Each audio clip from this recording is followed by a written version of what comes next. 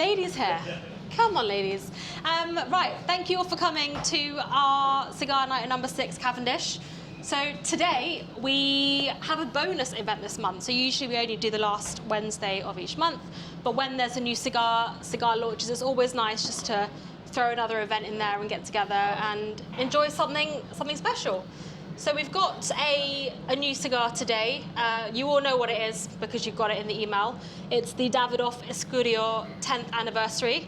And I do believe we are the first official event with the cigar in the UK. Yeah. So very honoured to have Roy here today to introduce the cigar, talk about the cigar, why they made it, ask him questions all night. He's just got back from China, so he's definitely not jet lagged. Yeah. And Roy, thank you for coming. Thank you for coming. And yeah, I'll hand over to you to talk about the cigar. Yeah. I'm also very surprised there's only men, because normally I attract hordes of ladies to events. So, you did set up on UK Ladies Aficionado Cigar Group. So he was the creator, surprised. And then we kicked you out. I kicked myself out. You did. Yeah. So welcome all to another night with Davidoff. I'll talk a little bit about the history of Davidoff for those of you who don't know, and a little bit about myself. So I look after Davidoff for the UK, Ireland, and the Netherlands. I've been doing that for the last 7 years. So I know a thing or two maybe about cigars, and especially Davidoff cigars in that case. A thing or two. So Davidoff as a company was founded in 1911 in Geneva. That's when we opened our first store. So that's why our flagship store are called Davidoff Geneva in 1911. So Zino Davidoff's father, he set up that store after coming from the Ukraine in 1906. And then at a later age, Zino Davidoff took over the family business after he traveled extensively to Central America to really get a full understanding of the growing of tobacco and so the Cuba, Dominican Republic, Nicaragua, to get an understanding of climate control. He was also the person who invented the humidor. So he really understood that coming back from Central America, that obviously the temperature and humidity in Europe and other parts of the world is very different. And that cigars need to be kept in a certain condition. So he invented the desktop humidor as we know it. Then in 1968, that was really the first time we started creating cigars with our own name on it. So before that, cigars were made for our shop in Geneva by the Cubans. But in '68, the Cuban government came to Zino Davidoff and said, "Hey, we want to create a cigar brand with your name on it." So that's really where Davidoff, the brand, started existing, 1968. There were a few conditions to that agreement. So Zino Davidoff wanted to be in charge of the blending process. They could only be rolled in one factory, which was El Guito, where now they mainly make Cohiba. And in 1991, we moved all production from Cuba to the Dominican Republic for two main reasons. The biggest reason probably being the US-Cuba embargo, the US being the biggest cigar market in the world. So how can you enter the US market if you make cigars in Cuba? So that was impossible. So we spoke to a gentleman called Henke Kellner at the time, who had a small factory in the Dominican Republic, and we asked him to initially to make 30,000 cigars for us, which he did. He had to upscale his operation a little bit. And then after a couple of months, we came back and said, okay, instead of 30,000, now we need 3 million. So that's kind of how the story began. We didn't own the factory at the time, but across the years, we then took over the factory, and Henke Kellner stayed on as our general manager. The second reason for moving away from Cuba was that Zino Davidoff was unhappy with the quality coming out of Cuba at the time.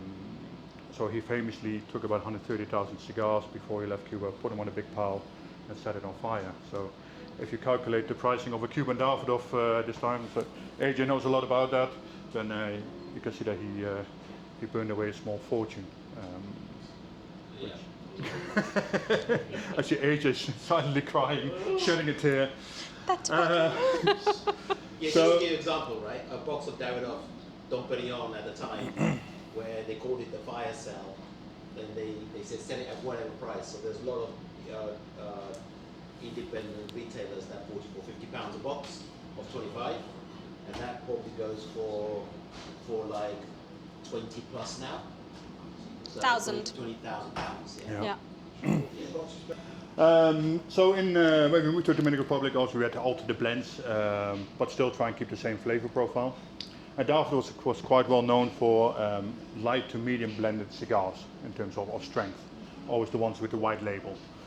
So in 2013, to attract a new audience and also to attract a maybe more experienced smoker, we introduced the Discovery range. So there was Nicaragua in 2013, Escurio 2015, and Yamasa in 2017.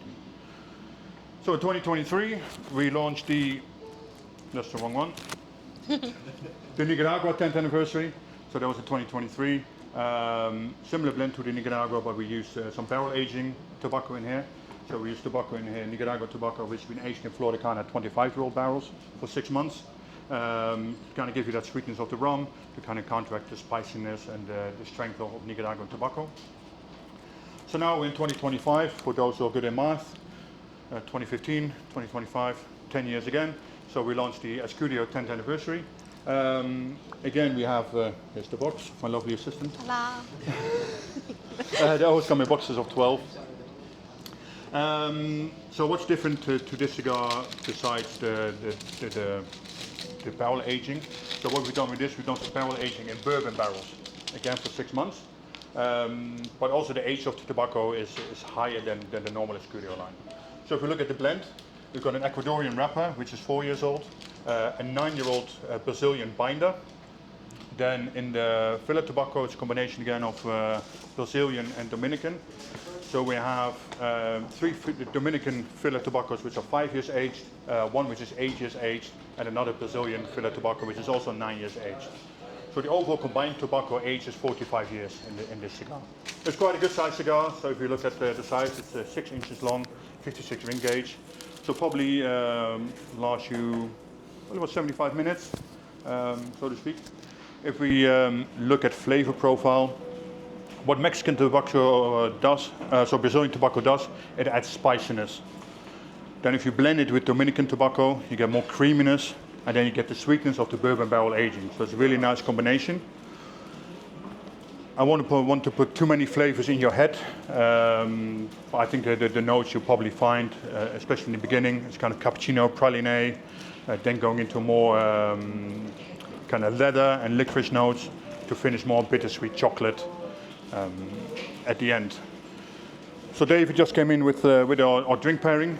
As I said, the cigar has aging in bourbon barrels for 6 months. That's why we thought a chocolate old-fashioned would be a good pairing for this cigar. It's the signature cocktail here as well. It is, but we've elevated it this time, and we've also, if anyone's drinking a non-alcoholic, Marshall, do you want to come and just explain the recreation of the rebirth of our chocolate old-fashioned and non-alcoholic old-fashioned? So today, obviously, most of you know what our chocolate old-fashioned is about. But this time as well, we decided to create the non-fashion of the same, like to get the most similar taste and looks. This time we infused barley for like 1 hour to 2 hours with the spices.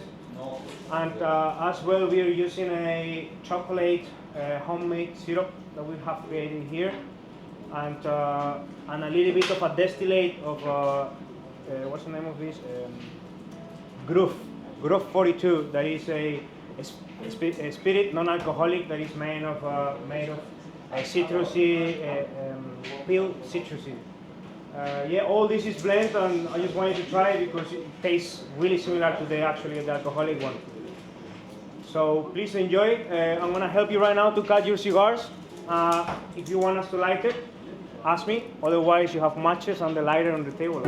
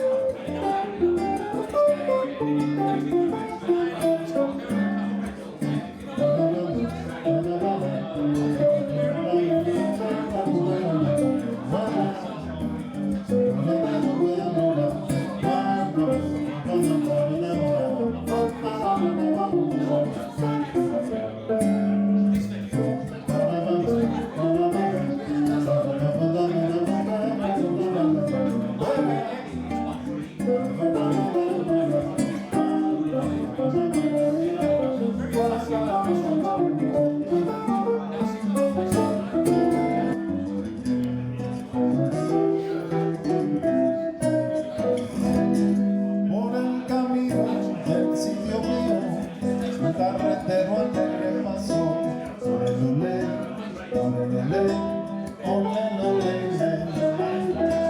con sus canciones que muy sentidas, muy guajira alegre canto. Olele, olele, olele, olele, me voy al transportador a descargar la carreta guapa. Me voy al transportador guapa a descargar la carreta guapa para seguir con la meta guapa. Mi pelusa la voy a caballo vamos pa'l monte, a caballo vamos pa'l monte, caballo vamos pa'l monte, a caballo vamos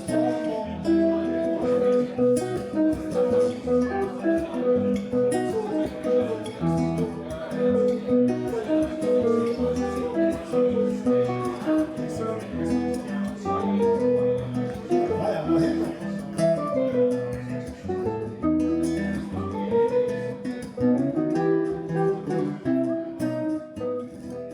So you've been smoking for 10 minutes. So let's quickly talk about the cigar. What you think of it? I can all see chocolate all here on every single one of you. Everybody's Which smiling. means you're enjoying the drinks. Roy, the cigar. Yeah, I've spoken to some people just here and answered some questions. I'll be going around the room. If you have any questions, let me know. But for me, I don't know if any of you retrohale, but if you do, I would suggest that you get a bit of spiciness, a bit of sweetness also coming through the retrohale, which I think is very nice. The spiciness really comes from the Mexican tobacco, where the sweetness really comes from the bourbon-aged tobacco. So it's a good balance between the two. So it's a combination of Mexican And Dominican. tobacco. Yeah. So we've got Mexican binder and one Mexican filler tobacco. The rest is all Dominican, except for the wrapper from Ecuador. So it gives you a nice balance, I find. I think it's a very balanced cigar. I had a bit earlier just to pre-try it, and the minute I lit it, I was like, "Oof, this is a strong cigar. This is going to be a full-bodied smoke." But I'd say from here, it does really balance out. It's Yeah. not as intense as when you first start smoking it. No. But you do get like the nice richness from it, deep, dark sort of. I think the beginning is really, you get the spiciness, but because of the Dominican tobacco, the creaminess takes away some of the spice. Overall, it's a medium strength cigar all the way through. Sometimes the beginning starts a bit spicy. Because if you look at maybe Cuban cigars and the way Davidoff blend, we kind of do it the other way around. So normally Davidoff cigars can start a bit stronger, then mellow out, and then towards the end it gets a bit spicier again. But Cubans normally start lighter and then they develop to a stronger. So basically we flip the tobacco the other way around really. You liven the palate. You liven the awaken palate, the exactly. palate. Yeah, Awaken the yeah. palate, and then it's there for the whole cigar. Did you say about the age of the tobacco in the cigar yet? Yeah. What So did I it's miss a total age of 45 years. So we've got a 4-year-old wrapper, a 9-year-old Brazilian binder, then an 8-year-old Dominican filler tobacco, 3 leaves which are 5 years old, and then another 9-year-old filler tobacco from Brazil, also in the filler. So combined age 45 years. So Roy, the tobacco you just mentioned aged, do you age it separately or do They you all age age separately. Yeah, all they age separately? We've got such a wide variety of different types of tobacco.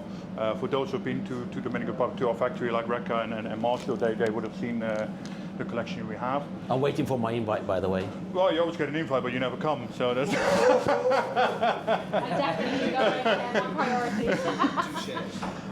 No, so we've got a wide variety of tobacco. So much tobacco, even a variety of tobacco, that we're able to make 7 million different blends of cigars. Wow. So that's really where the job of a master blender comes into play. 7 million. To find that balance and Blends. to create a cigar which is unique and gives you certain flavor profiles, which in the end of the day, the global marketing team provides to them. They say, okay, it's 10-year Escurio anniversary, this is our idea, this is what we want to achieve. Then it's up to the master blending team to achieve that with the tobaccos we have available. With Escurio, obviously the main thing is that it needs to contain Brazilian tobacco, because that's when we started in 2015. That's how we wanted to differentiate the Escurio range, by using Brazilian tobacco. So that's one of the things. And then for 10-year anniversary, because we did it with Nicaragua, also the barrel aging. So we look at, okay, what works best.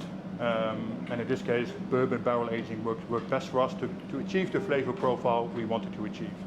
I mean, the drink goes so well. Goes really well, yeah. No, absolutely. Absolutely. Yes, the drink goes really well. Because again, when you look at the initial flavor from the first third, you get the cappuccino flavor, you get the praline, you get a bit of vanilla. Also, when you look at bourbon, especially with the chocolate, you get the chocolate, you get a bit of the vanilla of the bourbon, so that's a good start. Then we get further into the cigar, you get more licorice, which again, the sweetness of the cocktail kind of cuts through that licoricey flavor profile a little bit. So master blender is probably one of the most important jobs in the factory. We're lucky enough to have a vast variety of tobacco. I think we have 3,600 tons of tobacco, so that's quite a bit.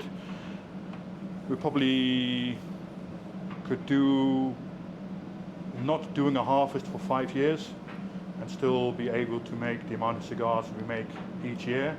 So we're quite safe in terms of if we have a bad harvest 1 year, then we're okay to still be able to make 70,000 cigars a day. Para poderme casar, yo trabajo sin reposo, para poderme casar, y si yo llego a lograr, tengo un apellido dichoso, a caballo vamos por monte, a caballo vamos por monte, a caballo vamos por monte, a caballo vamos por monte.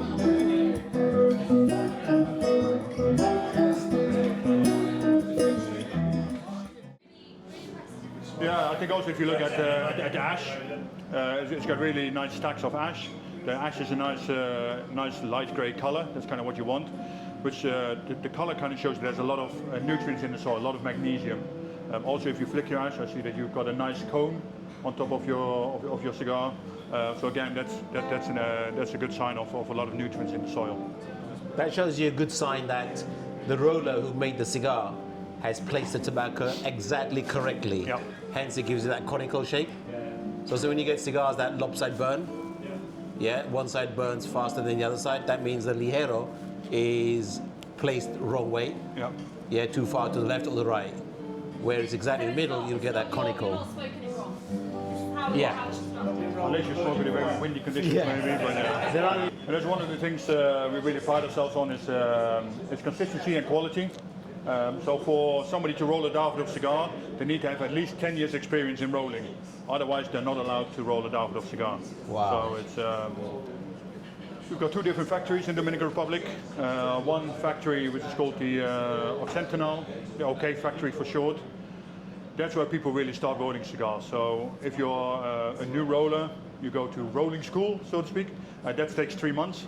And then you start with our budget lines, start rolling that, and then over the 10 years, you kind of prepare yourself to be able to allow to be a Davidoff roller. But you need to have at least 10 years experience before you're allowed to even go to the Davidoff factory and start rolling cigars. I mean, you can understand why. Absolutely, yeah, absolutely. Reputation is everything for us. Yeah, Consistency is everything for us. Not saying that it never happens that you get a cigar which doesn't burn perfectly. You know, we're all human. But again, the quality control steps we take are next to none. So. What's the best-selling cigar? The best-selling cigar, Davidoff cigar worldwide is 62,000. We sell more than 1 million a year. So if you convert that into time, which means that one gets smoked every 30 seconds worldwide.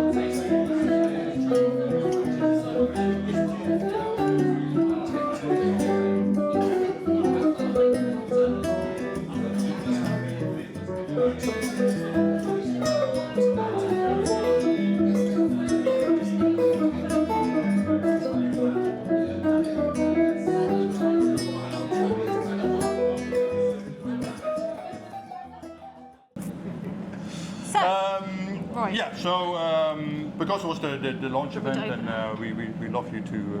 We're very happy that you're here. We brought you a little gift. So we've got a little box with a little mug, and the mug doubles up as a cigar stand.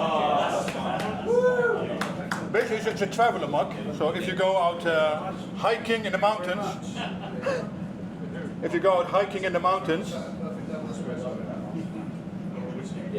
and you want to take a mug with you, you can also clip it on your trouser. How cool is that?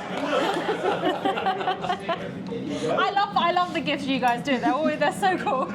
So we'll go for each of you to take away. Thank you very much. And enjoy. You can drink your coffee in there. You can double it up as a little whiskey mug, a rum mug. You can put an old fashioned in it if you like.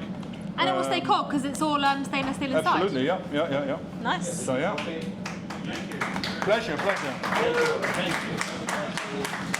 Yeah. I think a final thing for me, I would like to thank the band for providing a great background music for us. I think it really goes well with the cigar.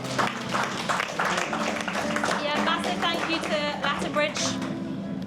I think, adding something different to these events with the music. It creates a different enjoyment. Latin vibes. Yeah. But yeah, thank you, Roy, for supporting and coming to this event, talking about the cigar. He's not running away yet. I'll get him another old-fashioned to sort his jet lag out. And if you got any questions, just, ask Roy, not me. And obviously this doesn't happen without your support. So thank you everybody for supporting us for our evening. Yeah. And thank you for coming. And thank you to No.6 team as well. Most importantly.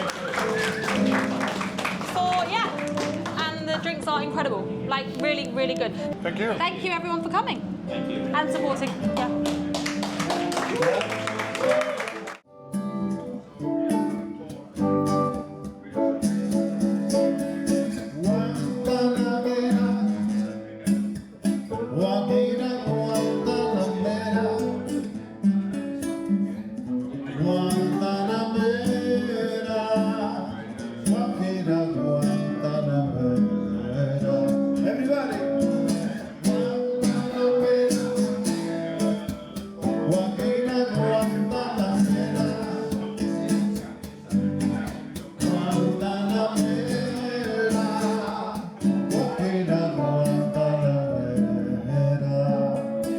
Yo soy un hombre sincero, de donde crece la palma. Yo soy un hombre sincero, de donde crece la palma. Y antes de morir me quiero echar mis versos del alma.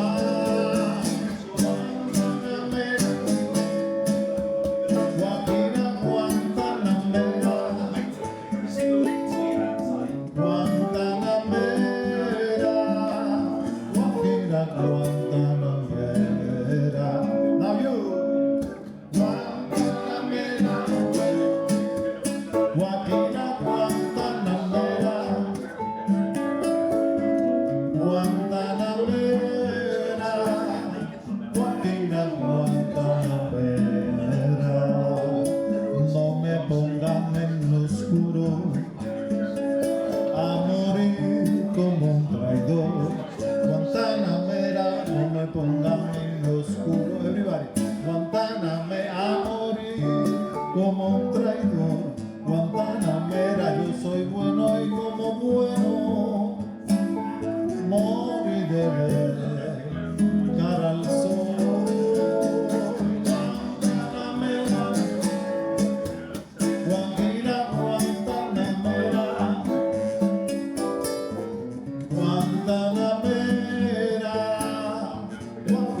Guajira.